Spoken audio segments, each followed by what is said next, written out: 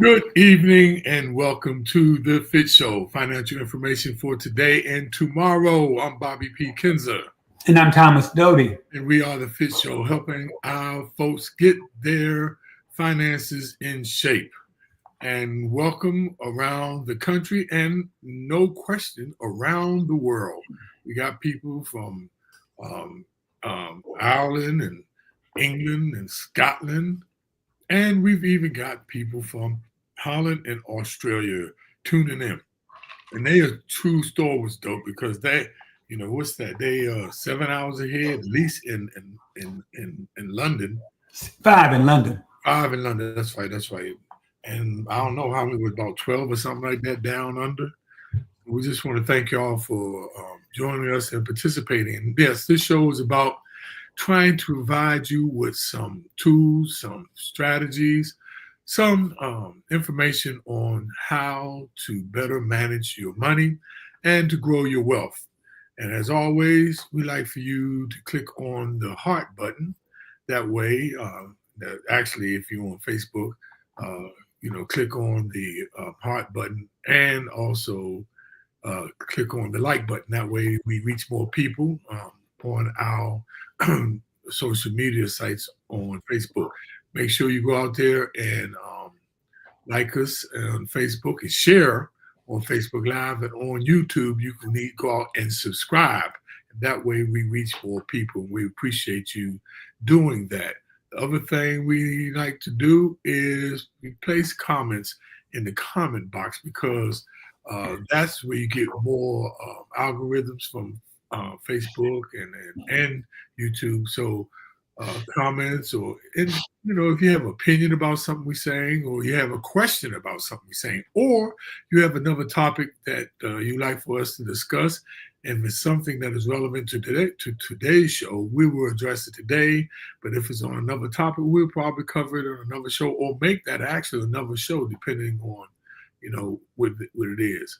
Also, like to give this disclaimer: we're not qualified investment advisors, meaning that we do not have a fiduciary responsibility. We're not licensed.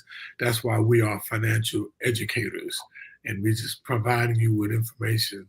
And as we always say, everybody's personal investment portfolio and situation is just that. It is personal. So what you might do what we might give advice for one person, it may not be that same advice for someone else. But we do give you information that you can use, and you can go out there and research. But we do advise you to always get help, even if it is from an investment advisor or from a friend that you know that is reliable and has some experience. So and who's made a lot of money.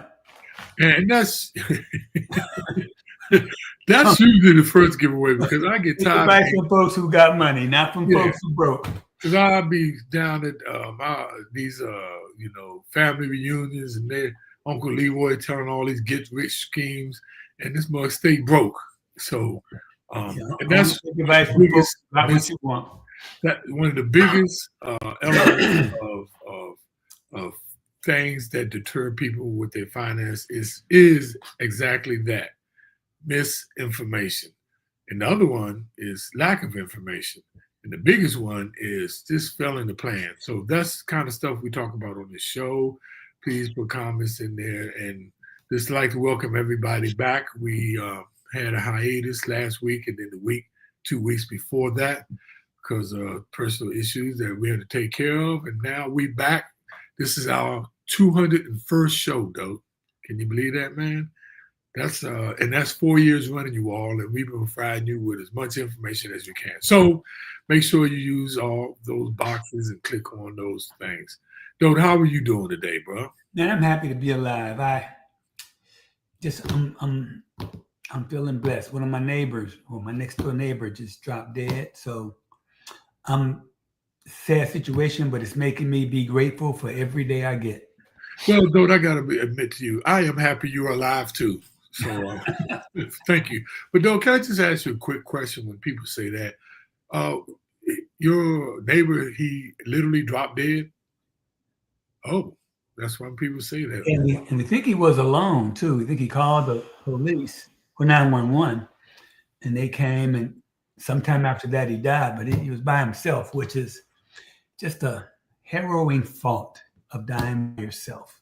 His wife was Yeah, that's why it's good to. I mean, I know everybody. There are people who are, extroverts and introverts, but it is good to have relationships. You all that have some people who can just check in on you, or sometimes just actually, like I talked about earlier about financial things to bounce off. Because one thing, there's studies showing that more and more people have a smaller circle of people, though. So let people know where you are, how you doing. So with that, though, let's start off the top of our show, everybody. We always start with the top subject of the day, which is the stock market. And we're going to have our wonderful, should I say, educated expert. You're definitely not an expert, but definitely not an expert. Okay, I do all right. To me, you are, though. I do okay. Now you do very well because you make a lot of money. Like you said, y'all need to listen to Doe. But here we go, Doe. Let's see what we got. Yeah, and I realized the market was closed today for Juneteenth Day. So this is a 2-week update. And S&P is pretty flat, as you can see, but the NASDAQ has moved pretty well. It's up 1.3%. It's positive year to date. And my Microsoft is rolling pretty good. It's up to 480, 2.6% increase in the past 2 weeks. And year to date, it's up 14%, which is a good year already. Now, Apple is beleaguered. Apple got as high as 260, and it's down to 197. It dropped 4 points in the last 2 weeks. And what's interesting is a couple things beating up Apple. Number one is the tariffs and the fact that they make a lot of their phones in China, and that's weighing on them. And the fact that as they come here, that tax or tariff will drive the costs up, which may reduce demand for their phones. And the other big issue is they are perceived to be behind in the AI race. Oh, and wow. that's kind of weighing on the stock. So I think I'm going to buy a little more Apple just because I've got a couple hundred shares, but I just think that they're going to do okay. Based on how they've done in the past. They're talking about bringing out a folding phone next year. And the only thing that worries me are the tariffs and the fact that 47 is trying to put pressure on them to build their iPhones here. And if they do, I think they'll cost about $3,000. So I don't think that's going to happen. But you can see it closed at the end of the year at 250, and it's down to 197. I'm going to buy some more. But NVIDIA, it continues to do well. It's up 8% year to date, and it was 134 at the end of the year. And so it had a pretty good 2-week period, up 5 points. Google's up slightly at 4. They're still getting beat up on some regulatory issues. We'll see how that shakes out. Pfizer's up a point. And again, this is one I own because I like the dividend. I think right now the dividend's about 7%. And I'm happy with that, and I do expect some upside. Palantir. This is another one that I've lucked up on. I got this I bought this stock at 70. So it has doubled since I've had it, and I've had it less than a year. Year to date, it's up 84%. And I'm at that point now of wondering, do I bail or do I continue to ride it out? And I think I'm going to continue to ride it out and just see where it goes. It's been going like gangbusters. And a lot of people are feeling that it's overvalued at this point, and it probably is. But I think they make a solid product. I think there's some demand for it. And I think I'm going to hold on and let it ride. And that's how things are going now. We're still at the whim of everything that's going on in the world with the Middle East, the tariffs, the immigrants. There's a lot of noise out there that's really affecting the market. The Fed met, I believe it was yesterday or today, and they decided to keep interest rates the same, even though they kind of hinted that they're going to lower the interest rates a couple of times later this year. But going to have to wait and see how that plays out, because if the tariffs do increase inflation, they may back off that and go the other way. So we're in a period of uncertainty. We just have to kind of let it ride out. But again, if you can find some good buys out there, might want to take them, because this uncertainty is not going away. And for some of you people who are joining us for the first time, reason why we have these particular stocks is because we're not recommending these. These are just different indicators we just want to use, and they're stocks that don't have. Some of them I have, and so we just use these just as a benchmark. Not that we telling you or advise you to invest in these stocks, but as you can see, if you followed us, these stocks have been doing very well. But just want to give that disclosure statement so you all will understand that. And so can you just share with us right quick? You said you're going to hold Palantir. Yes. So what is your investment philosophy of when to get in and when to get out? Well, again, it depends on your situation. This is money. I don't want to call it money that I play with, but this isn't money I don't need in the near future. And this is one of the advantages of investing. I'm sitting on a very large amount of capital gains. I mean, if you look at NVIDIA, I bought NVIDIA at 17. It's up to 145. So I'm doing okay there. I'm sitting on a big unrealized gain there. Microsoft, I think my average cost is 234. It's selling at 480. Those are my two biggest stocks that I'm sitting on big capital gains. And so, Palantir, I only bought a couple hundred shares of that, so I'm only up 14 grand on that. But I can let it ride, because if it goes the other way, even if it goes negative, I've got some gains to offset. So I can take some chances on some stocks because I'm sitting on these big capital gains. And if I do have a loss, I'll just use those losses to offset some gains that I'm already sitting on. So I can be a little risky, and Palantir is a risky stock at this point. The fact that its valuation is off the chart when you look at its PE ratio and that kind of stuff. So that's why I'm going to hold. And it's not being greedy, but again, I'm covered on the downside. So if it goes down, even if it goes negative, I got a bunch of gains to offset. And that's one of the joys of investing, is that when you get ahead, you can take even more chances because you kind of got some money to play with. I'd like to clarify a technical little issue there. You say you have capital gains, and I just want to clarify that for people. It's not a capital gain. It's actually an unrealized gain. It's only a capital gains until you cash them out. So they're I'm sitting on a capital gain. Yeah, if I sell it. Right. So I just want to make sure people understand. And that's the beauty of holding stocks, because, that's unrealized capital gains. And so you're not taxed on them. Yeah, right? We've talked about this before. And capital gains are taxed at a lower rate than your ordinary income.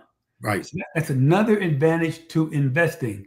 So I think the most you can pay on a capital gain is 20%. And depending on your income, you can pay 0, 15, or 20%, depending on how much you make. And so it's just advantageous to own good stocks, let them appreciate, and you get a break when you sell them. And again, once you get ahead, you can kind of swing for the fences and try to hit some home runs.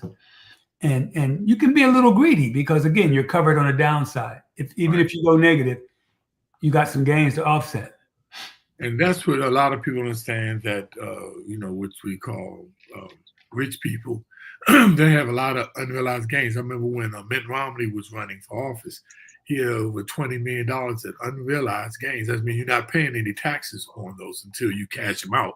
Right. Or accept a loss. So it's it's either unrealized gain or unrealized loss. So remember, if it's in the stock market, that's why we tell you it's a long play. It's not a loss or gain until you cash them out.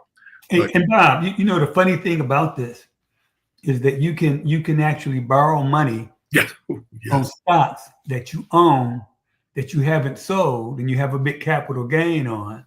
So you haven't recognized the income, so you can't get taxed on it, but you can use it as a collateral to borrow, which is, again, it's just another advantage that folks who invest, folks with money have, that they take advantage of. And we always talk about knowing the rules, understanding the rules, and taking advantage of the rules in order to make money, minimize your taxes, and let your wealth grow. But it takes money to do that, and it takes knowledge of the system in order to take advantage. And that's why today's show is going to be talking about wealth principles that, you can try, wealth principles that you can live by. And I just want to take that little moment to see, and that's your philosophy. That's Dope's philosophy. And you can have your own investment philosophy, but the key is to have one. that's Yeah, and your situation is going to be always different than somebody else's, because you might be investing money that you need to pay for Jimmy's college education, or you might be saving for a house, or you might be saving for a big vacation. So I'm not doing any of that. So this money is just invested, and I can take some chances because, one, I'm old and I don't have many things I have to save for, and so I'm blessed to be in a good position to have some money to play with. And let's get this straight. The reason why I'm being a pro stock market is because it's not too many other alternatives that we have that aren't just insane. But the fact is, you will not be able to really build wealth. I think I can make this bold statement. You cannot build wealth just on a traditional savings account. If that's all you got, which is paying less than the 1%, you cannot build wealth, you all. And what might happen, you might outlive your money. And that's why we are pro talking about the market. So let me just move on, Dope. Hey, let me just say one more thing. Go. I just want to make one more point. If you can go back. Can you? And if you look to the far right, the percent change year to date, you see some negatives. Apple's down huge. Pfizer and Google. Pfizer is down just a little, and Google's down. But you also see some positives. The Microsoft is up. Palantir is up big. And that's one of the values of diversifying, is you're going to have some things go up, some things go down. But overall, year to date, because of the concentration I have in Microsoft and NVIDIA, those are my biggest holdings. Overall, I'm up, even though I have some. The other stuff is negative. But again, I just want to point out that the value of having a diversified portfolio. It would be nice to have all my money invested in NVIDIA and have it grow like crazy, but that would be stupid because it may go down. So you kind of spread your risk over several different stocks. And like anything else, some's going to go up, some's go down, but overall, you're probably going to end up positive. And I just want to also mention the fact is, though, excuse me, they have a thing called what is it called? Magnificent Seven, though? What is it called? Oh, yeah. Okay, and that's like the 7 top stocks. Excuse me. 7 tech stocks, yeah. 7 tech stocks, the top. But to be honest, you all, and so the young guy asked me, well, Mr. Bob, what's the sense of me investing in NVIDIA and say Apple? I said, but if you look at it, he said, it's just 2 stocks. I said, yeah, but those 2 stocks can carry your whole portfolio. It's not like you're going to be hitting on every stock that you buy. 9 times out of 10, though, it's like 1, 2, 3. You're lucky if it's more than 3 or 4 that are doing well. And you just hit it on several of your stocks are doing well. But most people, it's maybe like 1 or 2 stocks that are really, really making the money and been making the money, paying dividends and all kinds of stuff. So don't think that this is some great windfall. You're going to see a 50% return in a year, And I just wanted to share that, man. It's so important to understand. And all you need to do is just have one of them go crazy. I mean, you look at Nvidia. That's one I hit. It's up about 12 times what I paid for it, a factor of 12. And so that can carry your whole portfolio for a couple of years when a stock goes up 12 times, And so it pays to invest, diversify, and do your homework and get out there and get some money invested in the market, in my opinion. And there's a difference between earned income and passive income. Earned income, you make while you're awake and you work, and it's called compensation. Passive income, you make while you asleep at home in bed. There is a difference. Okay, I'm gonna get off that point though. We rolled on the stock a while, but it's important y'all to understand that, because this is a part of the principles of understanding the wealth principles. No, let's talk about the cryptocurrency market, something like we like to share with people. The crypto market is down about 185 billion down. That's only about 5%. The whole crypto market is over $3 trillion. But if you look at it, Bitcoin makes up almost a third of, almost a half. What I'm talking about, a third, almost a half of that amount. And that's the number one. We track the top 6, and they've been that way for a while. Excuse me. Excuse me. The Dogecoin used to be up there. Excuse me. Dogecoin used to be up there, but it dropped out. And Solana and Binance is up there, and Ripple, XRP. The Bitcoin is down about 16% from last week. A couple of weeks before that, it was up to $111,000 per Bitcoin. And that's the beauty of cryptocurrency, you all. No, everybody don't have the wherewithal to be able to buy one coin, which is worth $104,000, but that's the beauty of cryptocurrency. You can purchase a portion of that currency, and over time it can grow. So that's what all cryptocurrency, that's the whole key to cryptocurrency. And as we say, it's highly speculative, but it is another investment alternative. But as we always say, only put money in that, excuse me, that you are willing to lose. And with that, dope, let's get to our topic today. Principles. Now, the week before, 2 weeks ago, we talked about keeping track of your money, which we got a lot of wonderful responses about that. But today we're going to talk about wealth principles that you can live by. Okay?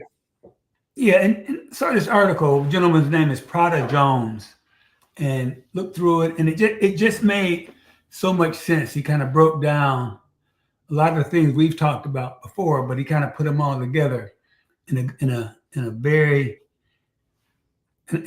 that really lays out what you need to do as far as understanding wealth and how to move forward. So that's what we're going to share with you today, his thinking on wealth and principles to live by. And the point he makes, the big one, is that wealth, you don't get wealthy by accident. Rich parents raise rich kids for the most part. Poor parents raise poor kids for the most part. The middle class stays in the middle. Some move up, some move down from middle class to rich. A lot move down from middle class to poor. And it's not because of money. It's usually because of how you approach things, how you look at it, how you think about it. And so your net worth is somewhat decided by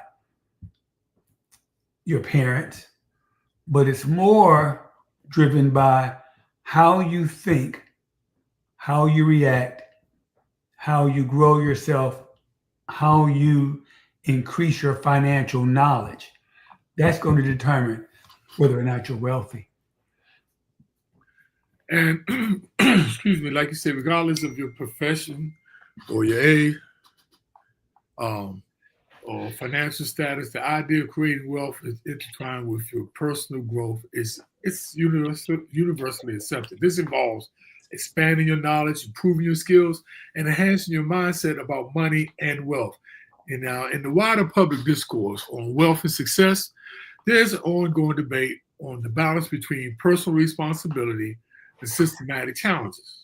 Now, although systematic barriers are undeniably, and one might not have control over external factors, but it shows that one does have control over their personal growth and development.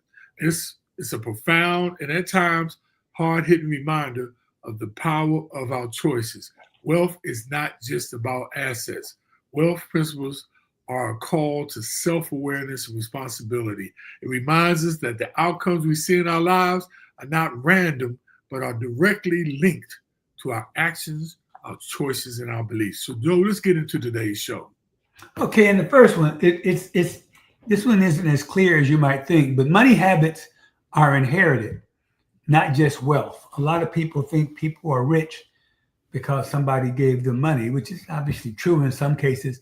But for the most part, you get your financial mindset from your parents, and that's before they even give you a penny. You learn from them. And if the parent is afraid of money and avoids risk and live paycheck to paycheck, kids are going to figure out and probably do the same thing and repeat that. That's all you know until you know better. So the whole thinking and thought of wealth is first built in your mind, and then it ends up in the bank. Right. So, second, kids grow up learning how to leverage money. Hey, what do we mean? They hear conversations about investing, ownership, and wealth building at the dinner table as you ride into the soccer or swim meet. These are things they listen to and they do learn, and they're taught how to make money work for them, not just trading time for it. Because the thing is, you can't win a game if you don't know, it exists. And that's the whole key of understanding about investing, understanding about entrepreneurship. It's very important. And kids do listen. And nowadays they used to say, that stuff might be, man, these kids, I'm talking about, I've talked to kids that were 9-year-old and they knew about inflation. So kids leverage learning about money leveraging. And the next one is this one kind of hit me upside the head. Poor parents teach survival. Rich parents teach strategy. Poor kids grew up hearing we can't afford that. Rich kids hear, how can we afford that? Just a totally different mindset. And so one creates limits, the other creates possibilities. It makes you think of how you can make money as opposed to we don't have money. And you kind of leave it at that. Never thinking about what's the next step in that? How can I figure out how to create money? How can I figure out how to make more money? As Bob just talked about a minute ago. How can I figure out how to make passive income? Make money by not doing anything? How can I figure out how to make money using other people's money? It's limitless when you start really, really thinking about different ways you can make money. Next principle, though, the middle class parents pass down financial stagnation. And this is a big one, especially with Black people. Middle class people, whether Black or white, Asian, they work hard but avoid risk.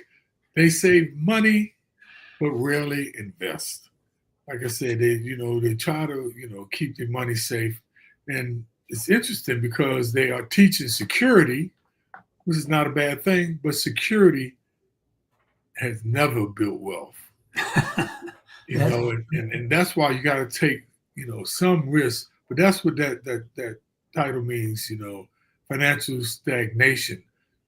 It's hard to move in. I know a lot of people who go to church, and a lot of people in the church are sort of down on money and making money grow. And you've heard the statement, money is the root of all evil, but that is the wrong title. The actual statement in the Bible said the love of money is the root of all evil. So a lot of people have this fear of getting involved with making your money grow. But security is one thing, but wealth is another. Yeah, and that leads right into the fact that if you're around money, you're going to have a lot more confidence around money. Rich kids usually aren't afraid of money because they've seen it managed. It's not a big deal to them. It's just something else that you do. You learn to take care of your money. You aren't intimidated by it. But poor kids grow up with anxiety about money. One, because they don't have any. And so they don't learn how to control it, don't learn how to handle it. And when they do get some, a lot of times they make very, very poor decisions. And so that's why it's really, really important to teach your kids about money. Even if you don't have money, you need to teach and explain to kids how to handle money. So when they get it, they'll know how to handle it. And they won't have to learn from mistakes, from making poor decisions, from making bad decisions, from making decisions where they didn't know that they had alternatives. It's very, very important to teach young people as soon as they can understand, to start teaching them about how to handle money. And don't you be surprised how young now that these kids, to start teaching kids. I remember growing up, man, my mother never showed me about her bills or how she paid bills or anything about, how much money she made. And there's this thing, though, that a lot of young people, they know a lot more, and it's so important to start early. No question about that, though. I'm glad you shared that principle. Now, the next one is the wealthy people. They are into entrepreneurship in a big way. It's almost like it's just a normal thing for them. They, a lot of rich people tell their kids, start your own business, get your own. But a lot of poor kids, they're told, find a stable job, get a good government job. Not that that's bad, but it's just a difference in mindset. And, when you are teaching more about having your own and working for your own and having control of your own situation, we tend to shun away from that, especially the middle class people. Now, the saying is employees work for security, but owners create opportunities. And that's the difference of having an entrepreneurial spirit. And, I know I didn't come up that way, though. And there's nothing wrong with having a good government job, but it's like, day and night. At least you can have control over your own destination. And that's what's happening nowadays. A lot of people finding out, especially now with the way they laying off people and everything, that, hey, having your own, it's a lot to that. And it's just funny because I'm conservative by nature. You wouldn't guess that by some of my investment habits. But that thought of having your own business, even now, it still scares me. And that was one of the reasons why I got my CPA, was to start my own shop. But I won't say I chickened out, but a lot better opportunities in the corporate world and never took that leap. But it's also risky, and you got to understand that a lot of businesses fail. But if you do it the right way and learn from your failures and try it again, a lot of people are successful. And so the next one is financial literacy is an early advantage. Just think about how much further ahead you'd be. And Bob and I talk about this often.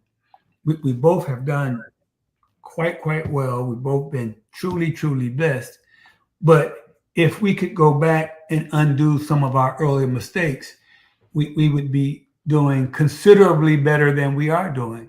So we kind of overcame our mistakes and still did okay.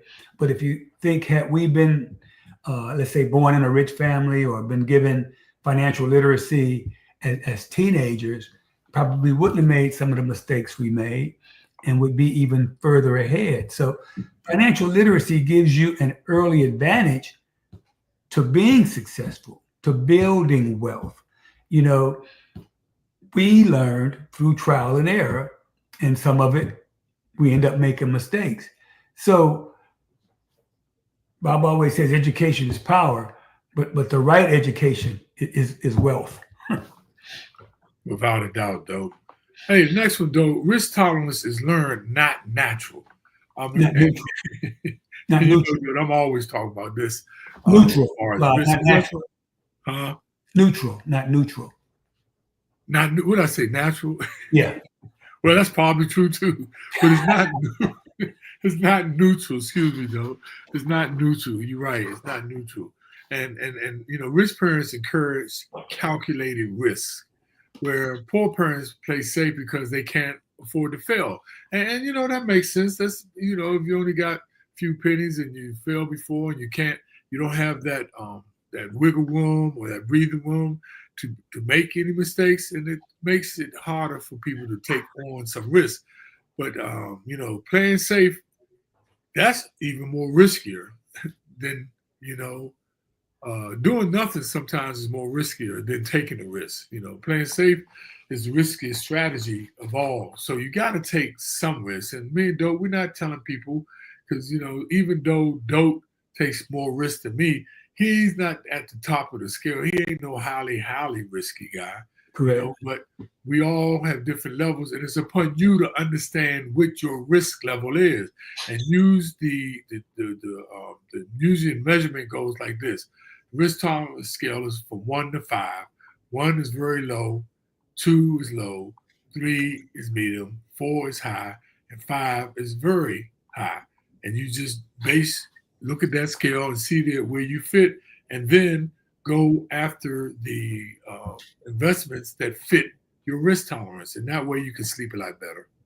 Yeah, and when you're talking about that risk tolerance, you know, poor people see money as something to protect. You know, and that's in a good situation. A lot of times, poor people see money as as a means to buying things, stuff they want, and we always call it non-appreciating assets. But right. Rich people see money as something to use to make more money, and that's an interesting thought when you think about it. And like most of us growing up poor, all we thought about money was what we could buy with it. We never even once considered how can we use this money to make more money. Never. I'm not ashamed to admit that. I saw money as a vehicle to buy things that I wanted, be it a car, be it a house, be it vacations. Never looked at it until later in life as a way to make more money. And it's an interesting concept. And once you get there, you look for ways to make more money, and they're out there if you just take the time to look. And it just pretty much sums it up. If you think like you're poor or like poor folks, you'll probably stay poor. That's a fact. Now this next one though is kind of interesting. And people say, oh man, what does that have to really do about network, about wealth? It's networking, you know, and it's not about kissing up to people and smoothing and all that. But we as a culture do not network business wise enough, you know, and the statement is poor kids often lack connections and have to climb alone. You know, rich people introduce their kids to influential people early. And I know you heard this statement. What is not what you know, but who you know. But nowadays, it's not what you know, but who you know, but how well you know who you know. I never heard that one. That's a good one. You know, because it's gone a little bit further. Because a lot of people be dropping names on people, and the person, who? They said I'm their boy, because that's happened to me a lot. But networking is important. Building relationships, though, it is so important. I know a couple of young guys I teach in class and I was talking about networking and building relationships, and they said, you know what? In business, I said, man, it's even more important in business. Relationships is all about now. Not everybody is going to like you. Not everybody's going to invite you to their house for dinner. But what can happen with networking, that people can feel comfortable with working around you, comfortable with sharing investment advice and some of the things they've done. So networking is it's a big one for me though. Yeah, but it's depressing, Bob, because younger kids, they just won't ask. I'm involved in a small little school here called Queen's University, and it's a program called I Belong, and you mentor college students. And I've gone and spent time with the kids. It's probably about 20 kids. It's a really neat program, and the kids really are dynamic. But I get a lot of questions when I'm there, but I kind of make myself open. Hey, if anybody has any questions, give me a call. But nobody ever calls. And not that I think I'm the smartest person in the world, but I've done a lot of the things that they're trying to do. And I might be able to just give them some advice on things to do, things not to do. And more importantly, it doesn't cost them anything to have those conversations. And that's what stresses me out about kids not seeking help, not asking, what made you successful? What things would you do different? What things do you know to avoid? Those kind of little tips. And if you just pick up one little tidbit of information, it may have a monumental effect on your life. But a lot of times I think because of Google and AI, kids think they know everything or they can find the answer to everything. But experience still has its virtues. That's for sure. And the next one is money doesn't buy happiness, but it removes stress. And that is so true. And you think about money not buying happiness, all you got to do is think about all the rich folks who die with a whole lot of money. So your money doesn't do anything for you, but it takes away stress. And rich kids usually grow up in stability. They aren't worried about anything, and poor kids grow up in uncertainty. And I can see that in my kids, in that the way I came through work of looking through, as Bob said, getting that government job and not ever wanting to leave. My kids are much more risky than I ever thought I would be. And they've changed jobs, they've changed companies, they've changed, businesses that they work in, things that I was reluctant to do because I can say it probably was fear, but they do get a confidence that I can find another job if I lose this one. This is some experience I want to try to get. And so, but if you do grow up poor, you a lot of times are afraid to make decisions that may have long-term positives, but short-term risk. And I think that's the biggest thing you get from having wealth is that the kids have freedom from financial fear. They're more likely to take risk. They aren't afraid to take risks. They're more confident in that they can recover if things don't go the way they want them to go. They don't. It doesn't matter how big your house is, how big your car is, how big your account is. It doesn't matter how fat you are or how skinny you get. All our graves are the same size. So it ain't all about money, but it is about building wealth. So for sure. The last one I want to share with is breaking the cycle starts with awareness. And they made this term woke as a bad term all of a sudden, but actually being woke means being aware, Now, if you weren't born into wealth, you must rewire your mindset to a financial mindset. You must study wealth. You must invest early, like we talked about earlier. And you need to build your own opportunities. And that's all about understanding. And that's why we have this show. We want to share you with things that you might have not have thought about, or some things you might have thought about, but totally forgot, because it's all about awareness. It's all about being educated. And like we always say, you only know what you don't know. Right? You know what I'm saying? I mean, you don't know what you don't know. And it's important. Glad you fixed that. but once again, though, I've been following, but that's true. You only know what you don't know, because if you don't know it, that's what you know. So anyway, that should be my quote of the day. But no, all seriousness, man, break the cycle. And it starts, I'm telling you, if you got, I don't care if your kids in their 30s, 40s, 50s, they can still learn. And if you got grandkids, that it don't matter how young they're in, they show if kids do not get in their mind by the 5th and 6th grade of going to college or even looking to advance their knowledge, whether it be, some kind of trade or going to college, it's usually too late, So same thing about talking about money and building wealth. It is never too early. Things have changed, So with that, I'm just when I'm laughing because I see a comment from Miss Mo Better. I was about to what? Oh, you're so funny, Miss Mo Better. Hey, two wise men. Thank you, Mo Better. You're too funny, girl. So, though, with that, man, I'd like to go to our takeaways for today. Summary and takeaways, and I'll start it off by wealth is not an accident. It's not. You can take steps to get there. It's much easier if you've got the background.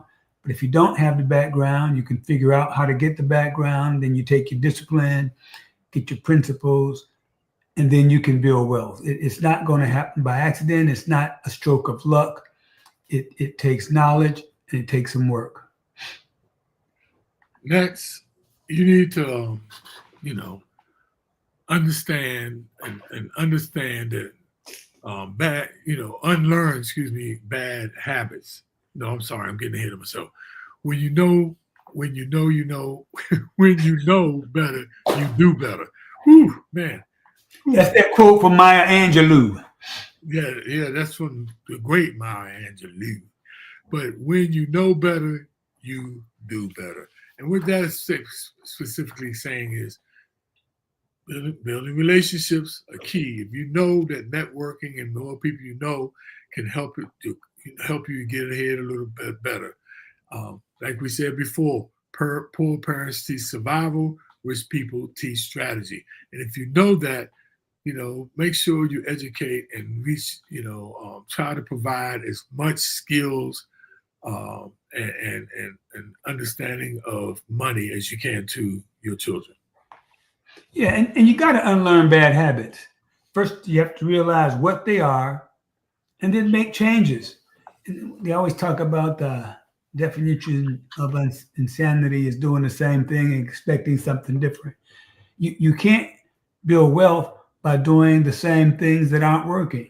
Okay, you have to figure out what the things you should be doing, stop doing the things you were doing, the bad habits, and then move forward.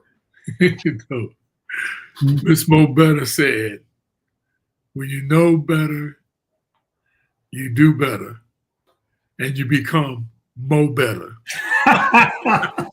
Girl, you something. That should be our quote for the day. Go ahead. I know, no lie.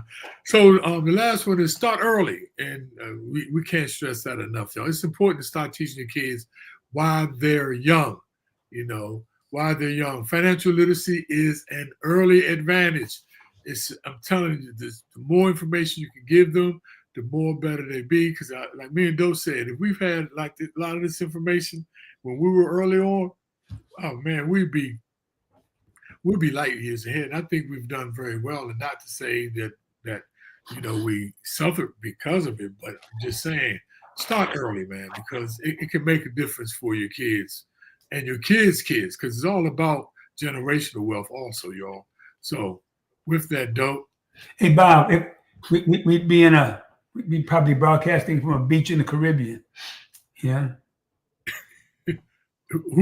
Say that again? If had we not made some of the mistakes and knew what we wish we had known, I'd say we'd probably be broadcasting from a beach house in the Caribbean. But that's why I had you to repeat that, because Dope, there has been times that we have broadcasted from We'd be full time. Oh, okay, that's the difference. Because I'm like, exactly. We're not doing so bad, though, because we have done that. So, Dope, I'd like to thank everybody for being on today. Oh man, my man, Michael Graham. Remember Michael Graham from Georgetown, though? The Oh, one yeah. that Mike got on today. He was trying to find his way on. I hope he got on in time to catch some of this because I'm actually co-hosting the show with the Michael Graham Show every Tuesday at 7:30. It's going to be on Facebook and YouTube and LinkedIn, all of those places in the next coming weeks, you all. And we got some great former ball players, and Mike is now he has bounced back legends, and he's trying to give a lot of old school dope some publicity. And so thank you for that. I'd like to thank my sister Nolia, Modestine, Carl Chapman, Joanne Skinner. Now, Dodie, thank you. Now you're always supporting us there, girl. Thank you very much. Garnett Nickens, how you doing, dear? And by the way, thank you for reminding me, Garnett. Happy Juneteenth, everybody. Today is the actual Juneteenth day. I think that's why the stock market was closed, though, because it actually is a holiday until the orange man going to get a hold of it. But it is a holiday. And Juneteenth, and that was so messed up, though. How did it tell the people in Texas that they were free until 2 years later? Man, that's some cold-blooded stuff. But Mo Better, thank you, Mo Better. Thank you for your adding to everything. And we appreciate everybody being here. Though,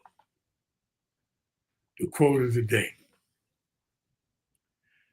Not everything slick don't slide. But just because I let it slide, don't think it's slick.